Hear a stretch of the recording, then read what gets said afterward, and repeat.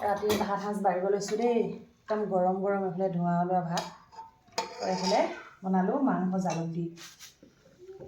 এই আজি বতৰটো ডাৱৰীয়া, এইফালে মাংস আৰু আলু একদম জালুক ধনিয়া পাত দি বনাই থৈছোঁ।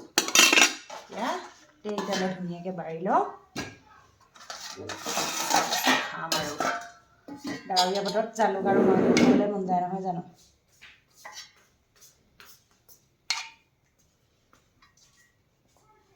ঠাণ্ডা দিন যিহেতু।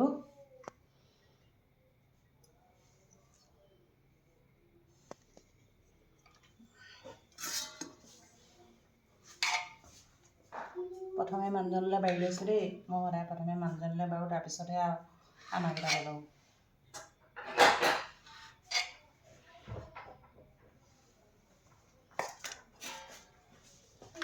গৰম গৰম ভাত ধোঁৱা ওলাই আছে।